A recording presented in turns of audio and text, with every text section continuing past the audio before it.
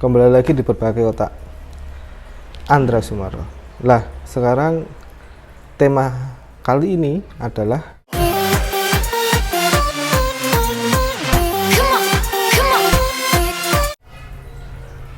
rusaknya MSRP atau harga retail di Yogyakarta.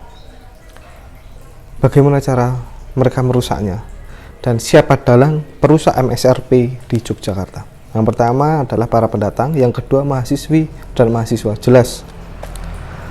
Kenapa kok bisa dua orang itu dalangnya? Pendatang bisa juga luar kota, juga luar negeri. Tapi yang luar kota juga termasuk mahasiswi-mahasiswi atau mahasiswa sekarang ini. Seperti gini. Pernah nggak kalian di Sunday Morning UGM kalian melihat beberapa mahasiswi yang menjual dagangannya yang di bawah MSRP? Banyak sekali. Mereka tidak tahu dampak kehancuran MSRP di Yogyakarta.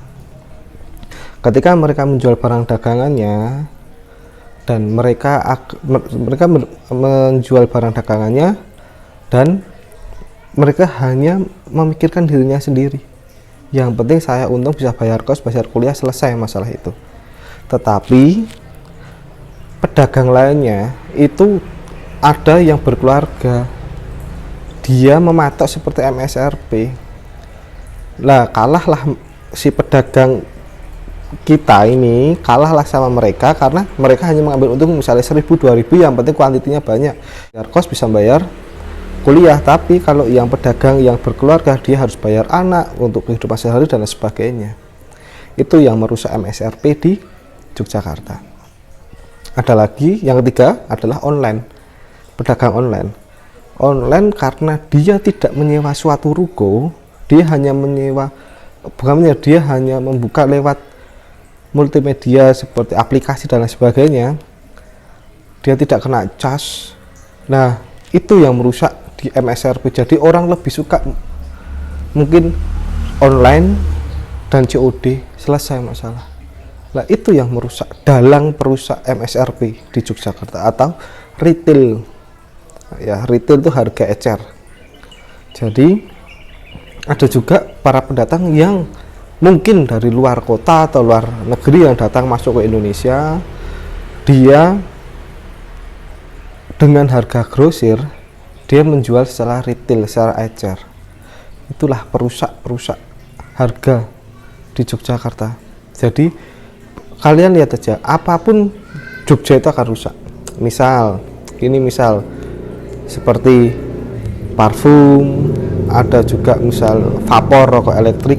Bagaimana di Jogja sama Surabaya beda, padahal jelas Surabaya lebih konsisten, apalagi Jogja, Klaten, Solo lebih konsisten harganya masalah vapor atau rokok elektrik. Tapi kalau di Jogja harganya berantakan sekali. Ya, itu karena mereka membeli secara grosir, dia hanya dibagi sedikit karena kuantiti. Seperti kemarin di konten saya yang pedagang Jawa versus pedagang Chinese, lah situ mereka orang Chinese memanfaatkan itu, jadi mereka kuantitinya banyak. Lah padahal pedagang Jawa tidak seperti itu. Lah itulah rusaknya MSRP. Dan juga bagaimana di Sunmore ada yang jual sandal, sepatu dan lain sebagainya, dia hanya diuntung 1000, 2000, yang penting sekarang bisa bayar Sunmore harian itu dan bisa bayar kos, mungkin selesai masalah di situ. Tapi bagaimana dampak ke pedagang pribumi atau Yogyakarta sendiri yang akan berantakan karena rusaknya retail di Yogyakarta.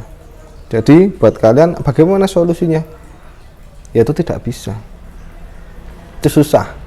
Seperti gini, transportasi online itu bagus, mempermudah orang bertransportasi, tetapi transportasi online adalah perusak harga wisata di Yogyakarta.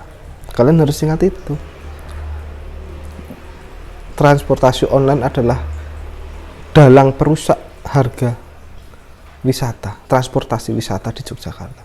Jadi semua ada keuntungan dan kelebihan, dan inilah dalang perusak MSRP di Yogyakarta. Buat kalian, semoga kalian melihat ini, kalian para dalang perusahaan MSRP harusnya berpikir lebih panjang bagaimana nasib mereka, orang-orang yang sudah berkeluarga itu sedang mencari nafkah. Walaupun rezeki itu dibagi, tapi rezeki itu bisa direbut dengan paksa atau dicurangi. Jadi menurut saya itu pedagang yang kurang bagus, tapi saya tidak tahu. Allahu a'lam bishawab. Wassalamualaikum warahmatullahi wabarakatuh.